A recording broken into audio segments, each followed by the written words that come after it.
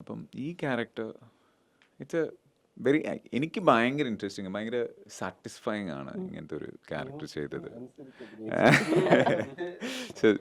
സുദേവ് വർമ്മ എന്ന് പറയുന്ന ഒരു ക്യാരക്ടറാണ്. അതായത് പിന്നെ ഹരീഷേട്ടൻ്റെ പിന്നെ പെർഫോമൻസിൽ, അതായത് നമ്മൾ കാണുന്ന ആള് ഇതിലും സോഫ്റ്റ് ആയ ഒരാളാണ്. അപ്പോൾ സംസാരിക്കുന്നതിനന്ന് നമ്മൾ ജിതിനും ഞാനും ഈ ഇത് ഡയലോഗ്സ് എഴുതിയ സമയത്ത് സെക്കൻഡ് ഹാഫിൽ പുള്ളിക്കാണിത് ഭയങ്കര ഡൊമിനേഷൻ ഈ സിനിമ കൊണ്ടുപോകുന്നതിലൊരു നിർണായക സാന്നിധ്യം പുള്ളിയാണ്. ഡയലോഗ്സും ഉണ്ട്. അപ്പം ഇത് എങ്ങനെയാണ് സംസാരിക്കേണ്ടത് എന്നുള്ളത്, അപ്പം നമ്മൾ ബൈ ഫോണാണ് ഞാൻ ആദ്യമായിട്ട് സംസാരിക്കുന്നത്. അപ്പം ജിതിന് സംസാരിക്കുമ്പോഴാണ് അറിയുന്നത് കണ്ണൂരുകാരനാണ്.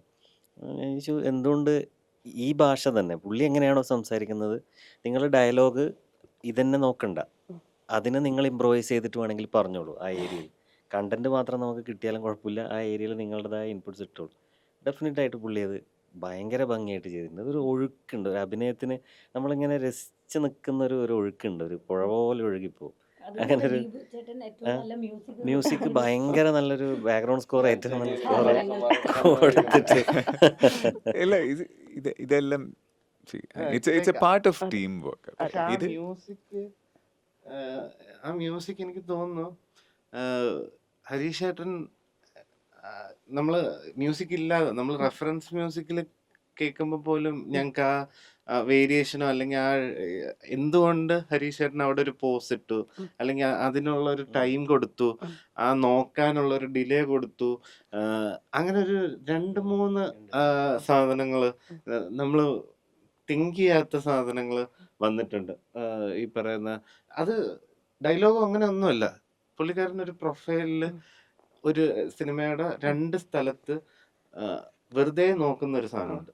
അപ്പൊ പുള്ളി അത് എന്തിനാ നോക്കിയെന്നുള്ളത് ഡയലോഗ് പോലും ഇല്ലാതെ ആ ഒറ്റ നോട്ടത്തിൽ നമുക്ക് കാര്യം മനസ്സിലാവും. പിന്നെ ഇതിൽ സാർ പറഞ്ഞ പോലെ, ഹരിശേട്ടൻ പറഞ്ഞ പോലെ, ഈ ടൈപ്പ് കാസ്റ്റിങ്ങിൻ്റെ കാര്യമല്ലേ, ഇതിൽ അഭിനയിച്ചിരിക്കുന്ന ഓരോ ക്യാരക്ടേഴ്സും അവരെല്ലാവരും ആഗ്രഹിച്ചിട്ടുള്ള ഓരോ റോളുകളാണ്. ആരെയും നമുക്ക് മുന്നേ കണ്ടതുപോലെ ഒരു ലുക്കിൽ പോലും ഇല്ലാത്ത രീതിയിൽ വന്നിട്ടുണ്ട്. അത് ഒരു റൈറ്ററും അതുപോലെ തന്നെ ഡയറക്ടറും ആക്ടേഴ്സിനെ ഇപ്പോൾ നേരത്തെ പറഞ്ഞ പോലെ തന്നെ അവരെ ഡിഫറെൻ്റ് ആയിട്ട് രീതിയിൽ അത് ഡയറക്ടർ പണിയല്ല എന്നുള്ള, അത് എങ്ങനെയാണോ അങ്ങനെ ഇങ്ങോട്ട് എടുത്തിട്ട് കട്ട് മൊത്തത്തിലില്ല.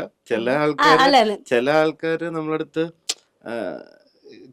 ചാൻസ് ചോദിച്ച സമയത്ത് ഞാൻ ചിലരടുത്ത് പറഞ്ഞിട്ടുണ്ട്, ചേട്ടാ ഞാൻ ചേട്ടൻ ഇങ്ങനത്തെ കുറെ ചെയ്തിട്ടുള്ളതാണ്, അതുകൊണ്ട് എനിക്ക് ചേട്ടന് ആ റോളിലോട്ട് വയ്ക്കാൻ താല്പര്യമില്ല.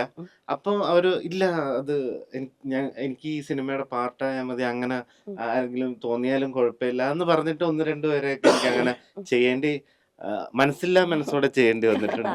അല്ല, ആക്ടേഴ്സിനെ വർക്ക് ചെയ്യാൻ കേട്ടോ, ഇവർ രണ്ടുപേരും ഇരുന്നിട്ട് നമ്മളിങ്ങനെ കുഴയ്ക്കും, ഇങ്ങനെ കുഴച്ചെടുത്തിട്ട് അവരുടെ ഫോമിലേക്ക് ഇങ്ങനെ ആക്കിയെടുക്കും. അത് നല്ലൊരു കാര്യമാണ്. ടു ആഡ് ദാറ്റ്, ഇതിപ്പം കുഴച്ചെടുക്കും എന്ന് പറയുമ്പം it's not in a tough way. ഭയങ്കര സ്മൂത്ത് ആയിരുന്നു. അതായത് ദ വേ ജിതൻ ആൻഡ് സുജിത്തേട്ടൻ gets the work from the actors, അത് പൊതുവെ ബഹളക്കാരായിട്ടുള്ള ആൾക്കാരല്ല, ആൾക്കാരോട് മോശമായിട്ട് സംസാരിക്കുകയോ ചൂടാവുകയോ ഒന്നും ചെയ്യുന്ന ആൾക്കാരല്ല. അത് കാരണം കൊണ്ട് ഇവരുടെ ഇന്റൻഷൻ ഭയങ്കര പ്യുവർ ആണെന്ന് ഇവരുടെ സംസാരത്തിൽ തന്നെ നമുക്ക് മനസ്സിലാവും. അപ്പൊ നമുക്ക് എന്തോരം പണിയെടുക്കാനും അതുകൊണ്ട് കുഴപ്പമുണ്ടാവും. പക്ഷെ അത് ഭയങ്കര സ്മൂത്ത് ആയിരുന്നു. And it's very easy. And C as actors നമുക്ക് എന്താണ് വേണ്ടത്? Okay, there should be something, some kind of a magic on screen. അതിന് ഇവര് ഹെൽപ്പ് ചെയ്യുന്നു എന്ന് പറയാം, അതിനെക്കാട്ടിലും വേറൊരു സാധനമില്ല അല്ലേ? തുടങ്ങിയതല്ല ഒരു മിനിറ്റ്. ഇപ്പൊ നമുക്ക് ആർക്കും ആ പരസ്പരം ആ വർഷങ്ങളുടെ പരിചയമുള്ളതുകൊണ്ട് ഒരു ഈഗോയും ഫീൽ ചെയ്യില്ല. മൈക്കിൽ കൂടെ ആണെങ്കിൽ സുരഭി ഒരു 9 ഘട്ട കുറച്ചോ, അവിടെ നാട്ടുകാർ മുഴുവൻ കേട്ടാലും ആ ശരി കുറച്ചേക്കാം എന്ന് നമുക്ക് പറയാനുള്ളതും ആര് കേട്ടാലും നമുക്ക് കുഴപ്പമില്ല. ഇതൊന്നും അവിടെ ഉള്ള 150 പേര് കേൾക്കുമായിരിക്കും, സ്ക്രീനിൽ വരുമ്പോ വേറെ ആയിരിക്കും. അപ്പൊ നമുക്ക് ആ ഒരു ഈഗോ ഇല്ല. അപ്പൊ ആരോട് പറയുകയാണെന്നുണ്ടെങ്കിലും ഒരു 2 കേട്ട് ഇട്ടോ, മൈക്കിൽ വിളിച്ച് പറഞ്ഞാലും കുഴപ്പമില്ല. ചില കാര്യങ്ങൾ നമ്മൾ നേരിട്ട്, ഇത് സുഹൃത്തേട്ടനൊക്കെ ആണെന്നുണ്ടെങ്കിൽ നമുക്ക് കേൾക്കണം, എന്താ സുഹൃത്തേട്ടാ, അതായത് ഇങ്ങനെ അങ്ങനെ ഇങ്ങനെ ഒരു ഉറുമ്പ് ഇങ്ങനെ പോയി വന്ന് ഒരൊറ്റ കടിയാ. അല്ല, ഇപ്പൊ ബേസിക്കലി എനിക്ക് അങ്ങനെ ഷോർട്ട് ഫിലിമോ അങ്ങനെ ഒന്നും ഡയറക്റ്റ് ചെയ്ത് എനിക്ക് പരിചയമില്ല. ഇതെല്ലാം ഞാൻ ഇതിന്നാണ് ഞാൻ പഠിക്കുന്നത്, എങ്ങനെ ഒരു ആർട്ടിസ്റ്റിനെ പെർഫോം ചെയ്യിക്കണമെന്നും. നമ്മുടെ തലയിൽ ഒരു സിനിമയുണ്ട്, അതെ. ആ എന്താണോ ഞാൻ തലയിൽ കണ്ട വിഷ്വല് അത് ഷൂട്ട് ചെയ്യുക എന്നുള്ളത് മാത്രമായിരുന്നു എൻ്റെ ഒരു മെയിൻ ടാസ്ക്. ഇപ്പൊ കൃതിയുടേതാണെങ്കിൽ അതെ. പോലും നമ്മൾ പുറത്തുനിന്ന് ഒരാൾ വരുമ്പോഴത്തേക്ക് എങ്ങനെ അവരെ നമ്മൾ, കാരണം നമ്മൾ തന്നെ പല സിനിമകൾ കാണുമ്പോഴും പുറത്തുനിന്ന് വന്നവർ ചെയ്തിട്ട് അയ്യോ അത് നമുക്ക് ഒരു നെറ്റി ചൊളിക്കുന്ന രീതിയിലോട്ട് നമ്മളെ തന്നെ ക്രിട്ടിസൈസ് ചെയ്തിട്ടുണ്ട്, അതെ. ഓപ്പൺലി അല്ലെങ്കിൽ പോലും നമുക്ക് തന്നെ തോന്നിയിട്ടുണ്ട്. അപ്പൊ എൻ്റെ ചലഞ്ച് എന്ന് പറയുന്നത് നാളെ എൻ്റെ സിനിമ കാണുമ്പോഴും വേറൊരാൾക്ക് ആ രീതിയിൽ ഒരു ആ, ഒരു ഫീല് തോന്നരുത് എന്നുള്ളത് കിട്ടാൻ വേണ്ടിയാണ് നമ്മൾ അങ്ങനെ പോലും ട്രീറ്റ് ചെയ്തത്. അതില് എനിക്ക് തോന്നുന്നു കൃതിയുടെ അതില് അതെ.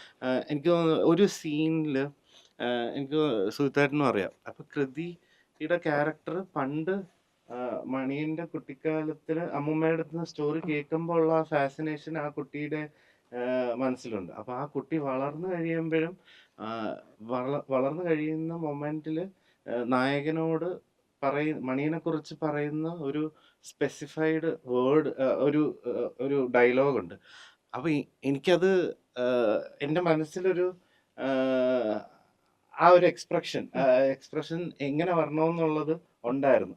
പക്ഷെ അത് ഭയങ്കര ഈസി ആയിട്ട് പുള്ളിക്കാരി അത് ഇട്ടിട്ടുണ്ട്. അതെനിക്ക് തോന്നുന്നു ട്രെയിലറിൽ ഉള്ള ആ നമുക്ക് എല്ലാവർക്കും ഇതിപ്പോൾ ഒരു ട്രെയിലർ എന്ന് പറയുമ്പം ഇറ്റ്സ് അബൌട്ട് ഒരു ഈ സിനിമ എന്താണെന്നുള്ള അതിൻ്റെ ഒരു ചെറിയൊരു പോർഷനാണ് നമ്മൾ ട്രെയിലർ. ഇതിപ്പം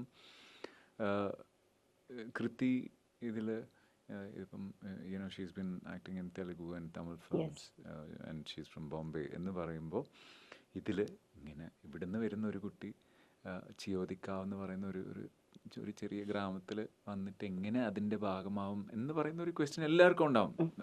അത് എനിക്കും ഉണ്ടായിരുന്നു. പക്ഷേ ഇപ്പം നമ്മൾ സിനിമയിൽ കാണുമ്പം I think Lakshmi was born there and അവിടെ തന്നെ ജനിച്ച് വളർന്ന പോലെയാണ് തോന്നുന്നത്. അപ്പം അതിനുവേണ്ടി അത് ജിത്തിൻ്റെ വർക്കും യുനോ സുജിത്തേട്ടൻ്റെ വർക്കും എല്ലാവരുടെയും വർക്ക് ഉണ്ട്. ഓക്കെ, അതിലൊരു കാര്യമുണ്ട് കേട്ടോ, എന്ന് വെച്ചാൽ